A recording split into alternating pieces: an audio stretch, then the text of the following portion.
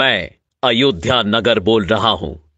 मेरा नाम अयोध्या इसलिए पड़ा क्योंकि मुझे युद्ध में ना तो कभी पराजित किया जा सका और ना ही किया जा सकेगा। वेदों में मुझे ईश्वर की नगरी कहा गया है और मेरी संपन्नता की तुलना स्वर्ग से की गई है। आदिकाल से मैं पवित्र सरयू नदी के तट पर 12 योजन लंबाई और 3 योजन चौड़ाई में बसा था। कई शताब्दियों तक मैं सूर्यवंशी राजाओं की राजधानी रहा। मेरा इतिहास हिंदू धर्म के सबसे पुराने इतिहासों में से एक है। मेरी उत्पत्ति ब्रह्मा जी के मानस पुत्र मनु से संबंधित है। मैं और मेरा सूर्यवंश मनु के पुत्र इक्ष्वाकु से प्रारंभ हुआ था।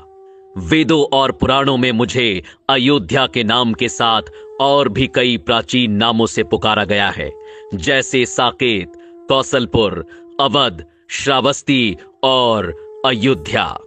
मेरा नाम अयोध्या यूं ही नहीं पड़ा, बल्कि इसके पीछे बहुत बड़ा धार्मिक महत्व है।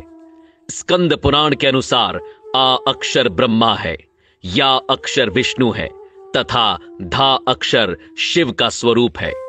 यदि आप वेद व्यास के हाथों लिखित अथर्ववेद के पन्नों को पलटेंगे तो भारत की सबसे प्राचीन सप्तपुरियों में प्रथम स्थान पर आपको मेरा ही नाम दिखाई देगा।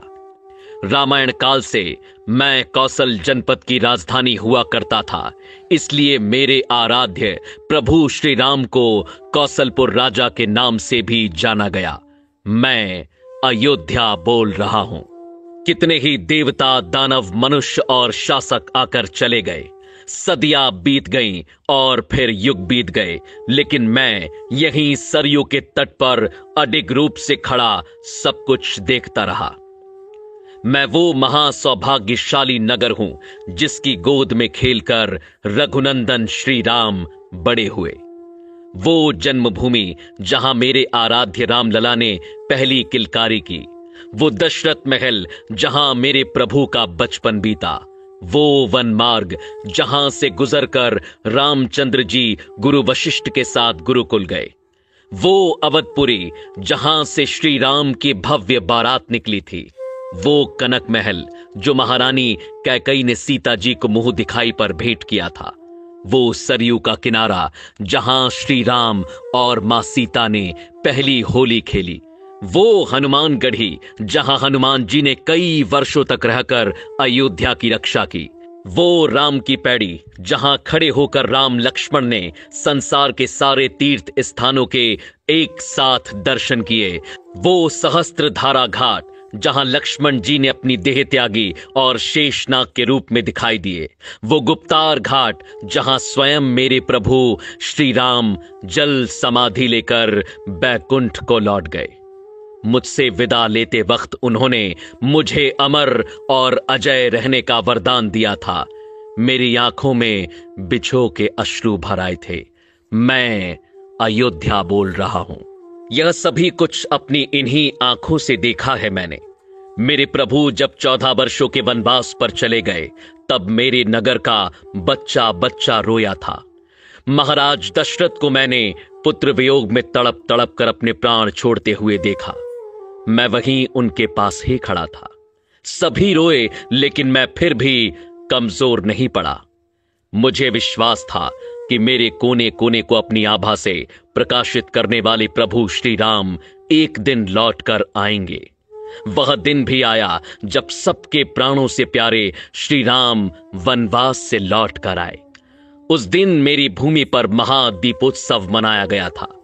मेरी शोभा को मानो 4 चांद लग गए। मैंने अपनी आंखों से श्री राम का राज्य अभिषेक होते देखा, जिसके पश्चात उन्होंने 11,000 वर्षों तक राज्य संभाला और मेरी गरिमा को सजाए रखा।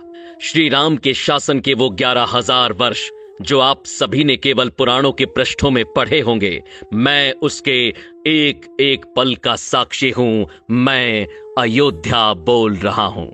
लेकिन मेरे प्रभु के बैकुंठ लौट जाने के बाद मैंने जो अथाह संघर्ष किया, उसकी आप कल्पना भी नहीं कर सकते। श्री राम के जाते ही संपूर्ण अयोध्या पर बसने वाले मंदिर, राजमहल, घर द्वार, सभी कुछ को मैंने सरयू में समाहित होते देखा। वह दृश्य मैं आज भी नहीं भूल सकता, जब मात्र मेरी भूमि ही शेष रह गई थी। अनेकों वर्षों तक यह भूमि यूं ही रिक्त पड़ी रही और मैं प्रतीक्षा करता रहा इसे पुनः सुसज्जित करने वाले की। अनेकों वर्षों बाद यह प्रतीक्षा खत्म हुई और भगवान राम के पुत्र महाराज कुश ने अपनी युवावस्था में सर्वप्रथम अपने पिता श्री राम के पुण्य जन्मभूमि पर मंदिर का निर्माण करवाया। सूर्यवंश की अगली 44 पीढ़ियों तक यह अस्तित्व में रहा। वर्ष बीतते गए और पूरा युग बीत गया। मैंने द्वापर युग का आरंभ भी देखा और उसका अंत भी। सूर्यवंश के अंतिम राजा बृहदबल की मृत्यु महाभारत के युद्ध में अभिमन्यु के हाथों हुई और उसके बाद मैं एक बार फिर अकेला पड़ गया। कलयुग का आरंभ हुआ। समय के साथ धीरे धीरे मैं लुप्त होने लगा। मेरे अयोध्या नाम को जानने वाले सभी मुझे छोड़कर चले गए। कलयुग के आते ही मेरी फिर से अस्तित्व में आने की उम्मीद टूटने लगी। लेकिन कदापि मेरे आराध्य श्री राम की ही कृपा थी कि कलयुग के आरंभ में एक दिन चक्रवर्ती सम्राट विक्रमादित्य शिकार खेलते हुए मेरी अयोध्या भूमि पर पहुंचे। मुझे एक असामान्य भूमि जानकर उन्होंने खोज आरंभ की और यह ज्ञात किया कि यह श्री राम की अवध भूमि है। तब विक्रमादित्य ने यहां भव्य राम मंदिर के साथ साथ 360 मंदिरों का निर्माण कराया, जिनकी भव्यता देखते ही बनती थी। कलयुग में मुझ अयोध्या का अस्तित्व एक बार फिर लौट आया। इसके बाद समय समय पर मैंने अच्छे और बुरे दिन देखे, लेकिन मैं अडिग रहा।